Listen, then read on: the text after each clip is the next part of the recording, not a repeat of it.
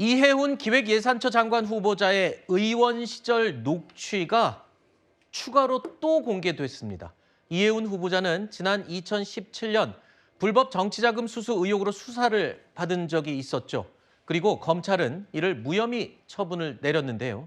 그런데 당시의 보좌진들에게 인터넷 기사 등에 대한 댓글 작업을 구체적으로 지시하는 정황이 고스란히 이 녹취에 담겨 있습니다. 그러니까 본인과 관련된 기사나 글에 담긴 댓글 유리하게 조작을 하라고 지시한 그런 내용입니다. 들어보시죠. 그러니까 예를 들면 사건을 천천히 수사하는 게 무척 봐주기 하는 것처럼 그런 댓글이 올라오기 때문에 내가 그런 대응을 하라고 보좌관 통해서 시켰는데 내가 안 시켜도 해야 되는 거고, 아니 뭐 야당 의원 집어넣으려고 얼마나 검찰이 나 수사기관이 열심히 털 텐데 1년 반을 털어도 기소할 만한 거리를 못 찾았으니까 기소를 못 하는 거네. 이런 댓글을 달아야지. 그게 아직도 전달이 안 된 거야? 댓글 대응을 하라고 그렇게 지시를 했는데, 근데 우리 보좌관은 정말 뭐하냐? 아니 이건 내가 지시를 안 해도 보좌관들이 알아서 직원들 데리고 그런 일들을 대응을 해야 되는데 수도 없이 얘기해도 이렇게 전달도 안 되냐? 들으셨죠? 지난 2017년 당시 불거진 이 불법 정치자금 수수 의혹. 결론은 무혐의로 결론이 났습니다. 그런데도 불구하고 이해훈 후보자는요, 자신의 보좌진들에게 댓글을 좀 더 적극적으로 옹호하는 댓글을 써야 되는 게 아니냐, 관리를 해라라고 지시를 했다는 그런 내용입니다. 이 전부터 알려지기로 이해훈 후보자가 본인과 관련된 기사, 댓글, 여론 이거에 굉장히 예민하게 반응을 보인다고 알고 있는데 이것도 그런 경우에 해당되는 상황이네요. 같은 상황인 것 같습니다. 지난번에 그 인턴 직원에게 듣기 굉장히 힘든 그 막말성 말씀을 주셨던 것도 왜 이 인터넷에 나오는 기사들이 네. 제대로 스크린되지 않느냐, 이 부분에 대한 질타를 하는 과정에서 나온 욕설 아닙니까? 네. 그런데 지금 이 사안도 비슷한 내용인 것 같아요. 본인에게 불리한 기사가 나왔을 때 그 기사의 댓글에 우호적인 글을 올려달라, 왜 그런 부분을 적극적으로 하지 않느냐라는 부분에 대한 말씀을 주시는 것 같습니다. 근데 뭐 이것이 과연 보좌진의 업무 영역에 속하는 일일까? 네. 저는 그렇지는 않다고 봐요. 이것이 정상적으로 본인이 만약에 이 사안에 대해서 대응할 일이 있다면 기자회견을 통하든가 아니면 보도자료를 얼마든지 내므로써 자신의 입장을 설명할 수 있는 부분이 있음에도 불구하고 이것을 보좌진이 댓글 작업을 해서 여론을 반전시키려고 한다? 네. 사실 지금 좀 전에 말씀 나왔습니다만 한동훈 전 대표가 국민의힘의 당원 게시판에 댓글을 올림으로써 어떤 뭐 본인들의 의사표현 또는 한동훈 대표를 두둔하는 그런 것을 올렸다라는 것이 여론 조작이라는 걸 가지고 문제를 지금 삼고 있는 거 아닙니까? 네. 그렇다면 이렇게 기사의 댓글을 긍정적인 본인에게 유리한 댓글을 달라고 하는 것, 이것도 여론 조작으로 비춰질 가능성 충분히 있다고 보입니다. 자, 댓글 조작, 댓글 작업, 댓글 대응 이러면 여러분 뭐가 떠오르십니까? 뭐 댓글 관련 사건은 정치적으로 굵직굵직한 게 많았어요. 뭐 드루킹도 있고요.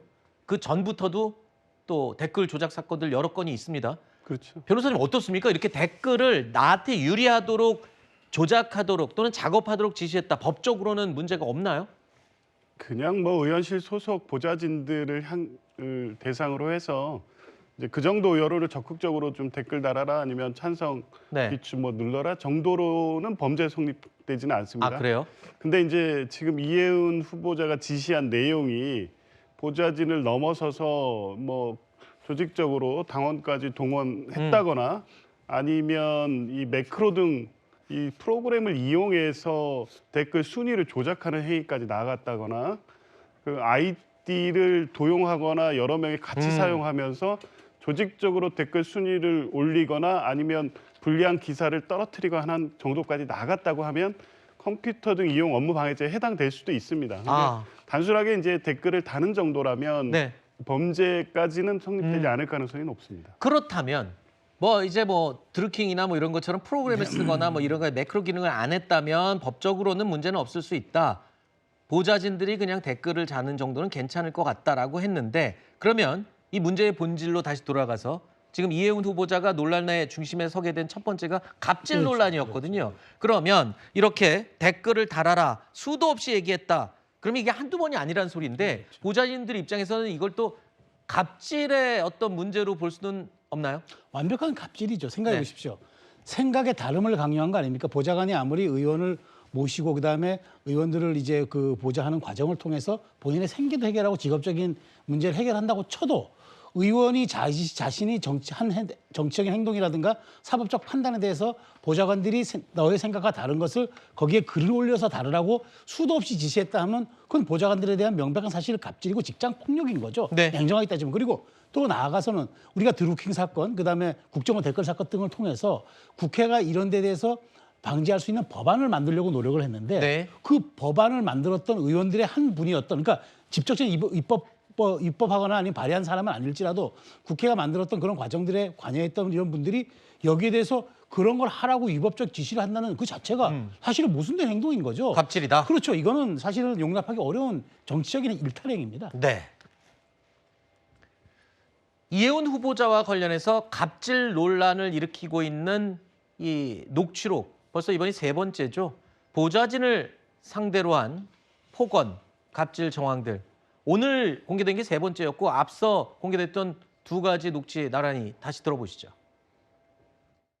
너 대한민국 말 못 알아들어? 국어 못하니? 너 뭐 IQ 한 자리야? 아니 도대체 몇 번을 더 얘기 알아듣니? 몇 번을? 그냥 이름만 들어간 거는 보고 안 했어. 야! 내가 정말 널 죽였으면 좋겠다. 입이라고 그게 터졌다고 그냥 막 네 맘대로 그러고 떠서? 네 말이 갖고 판단하면 안 되기 때문에 내가 몇 번 얘기했니? 판단하지 말라고. 기가 막혀서. 핸드폰으로는 검색이 안 되는 게 얼마나 많은지 알아? 그것도 몰랐단 말이야? 너 언론 담당하는 애 맞니? 아니 그걸 지금까지 몰랐단 말이야? 너 모바일 버전이라는 거는 요약본, 축약본이야. PC 버전에. 몰라 그걸? 너 그렇게 똥오줌을 못 가려? 뭘 모르겠어? 말 좀 해라! 이해운 후보자는요. 17대, 18대 그리고 20대의 국회의원을 지냈죠. 3선 의원을 하는 동안 이해운 당시 의원의 의원실을 거쳐간 보좌진이 몇 명일까요? 87명, 87명인 것으로 확인됐습니다. 자, 의원실의 보좌진 일이 많고 뭐 상황에 따라 잦은 교체가 있을 순 있습니다만 과연 87명의 보좌진이 거쳐갔다.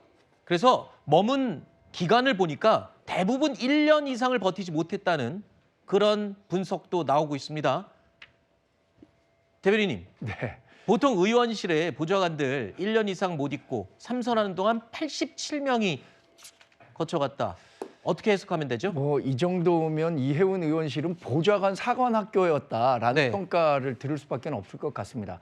사실 이 정도 숫자로 많이 바뀌었을진 몰랐어요. 지난번에 강선우 의원이 그 여성가족부 장관 인사청문 과정에서 이렇게 1년 미만 근무한 보좌진 비중이 가장 높다.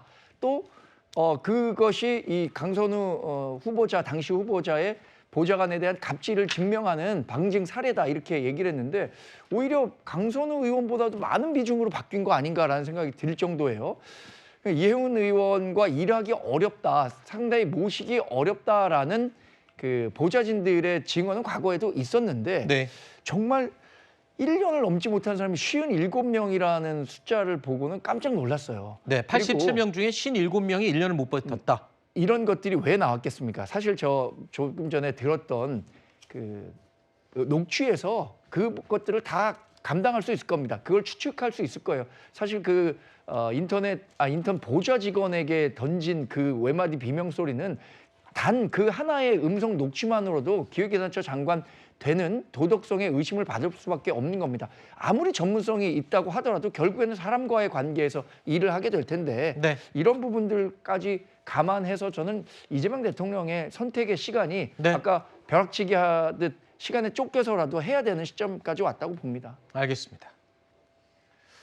자, 갖가지 의혹에 휩싸인 이해운 후보자, 이 갑질 논란으로 시작됐지만 여러 가지 재산 의혹 그리고 다른 비위 의혹까지 계속 이어지고 있습니다. 이 가운데 이해운 후보자의 이른바 로또 아파트 청약 당첨을 놓고는 이 논란이 잦아들지 않고 있습니다.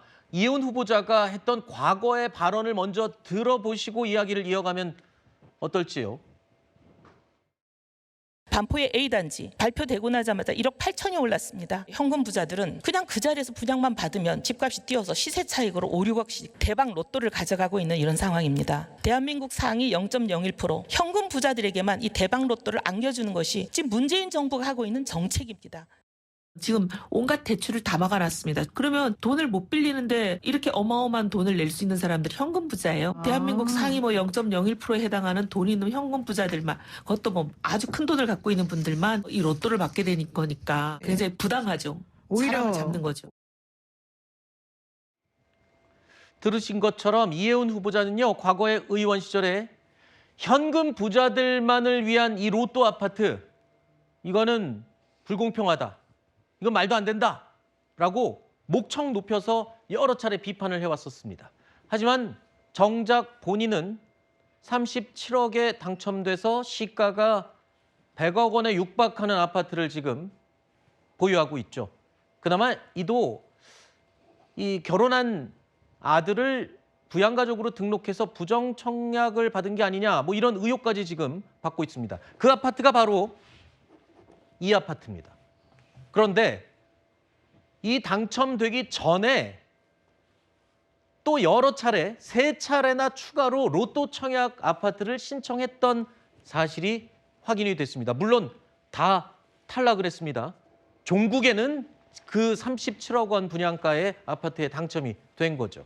자, 그렇다면 앞서 들었던 여러 차례 이 로또 아파트를 비판했던 의원 시절에, 근데 본인은 지금 정작 총 4번이나 시도를 했고 결국에는 성공했거든요. 이게 내로남불 아니면 뭡니까?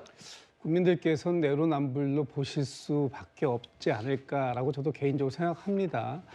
본인이 그 의정 활동을 하면서 대박 로또 당첨에 대해서 강력하게 비판의 목소리를 내셨던 분인데, 본인은 스스로가 또 이 로또 아파트에 당첨되기 위해서 4번이나 신청하고 그중에 마지막 한 번은 대박 로또에 또 당첨이 되는 그런 상황이 이르렀고, 또 거기에서 나오는 이 시세차익만 수십억에 이른다라고 한다면 이 광경을 지켜보고 있는 국민들께서는 참 세상에 믿을 사람이 누가 있을까, 이런 생각을 하시지 않을까라는 생각에서 아마 이 부분에 있어서 본인은 충분히 법적인 측면을 소명하실 수 있다, 이렇게 말씀을 주셨기 때문에 다음 주 월요일 날에 있을 인사청문회에서 충분하게 소명이 되기를 전 기대합니다. 그럼에도 불구하고 이렇게 지금 여러 차례의 로또 청약을 본인이 시도했고 거기에 최종적으로는 당첨까지 되는 이 상황, 그리고 그것을 그동안 비판해왔던 본인 스스로의 목소리, 이런 여러 가지 것들을 지켜보는 지금의 심정은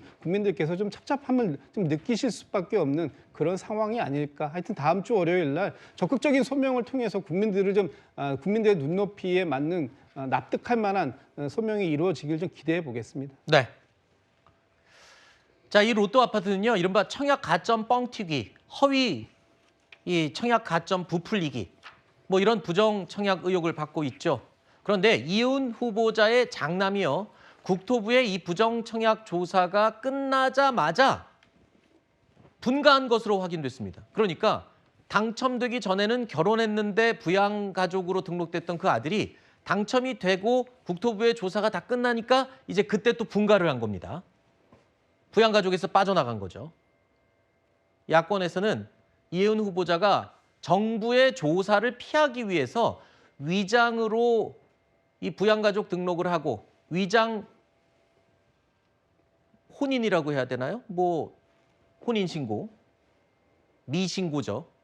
자, 의심을 하고 있습니다. 이게 시점이 아주 절묘합니다. 이것도 이제 이게 부정청약인지 아닌지에 대한 조사, 이걸 통해서 청약 취소를 해야 되는 게 아니냐, 다시 이 아파트 돌려받아야 되는 게 아니냐, 이런 얘기까지 나오는 근거가 될 것 같습니다. 자, 오늘 이혜훈 후보자는요, 해당 의혹에 대한 기자들의 질문에 이렇게 답했습니다. 수사 여부를 실업자인 내가 어떻게 알겠냐라고 말이죠.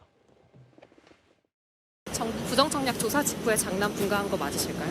수사가 있는지 없는지 그런 거를 실업자인 제가 어떻게 알겠습니까? 네, 청약 시 부양가족의 자녀는 미혼으로 한정한다고 분명히 되어 있는데 모르셨습니까? 세종시 전세 아파트 장남 사유년했다는 증빙자를 왜 안 내세요? 당시 공직을 맡고 있지 않았으니까 조사 사실을 내가 어떻게 알겠냐. 수사가 있는지 여부를 실업자인 내가 어떻게 알겠냐. 이렇게 얘기했습니다.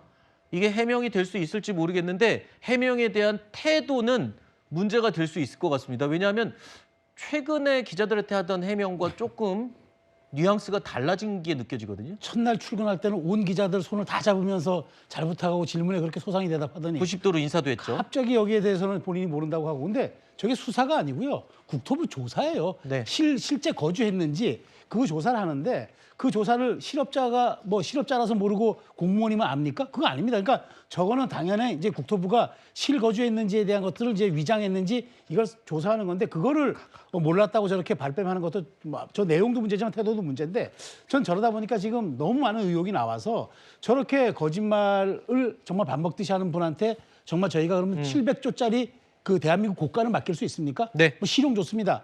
근데 흑묘, 백묘 다 좋은데 도묘, 도둑고양이는 안 되잖아요. 네.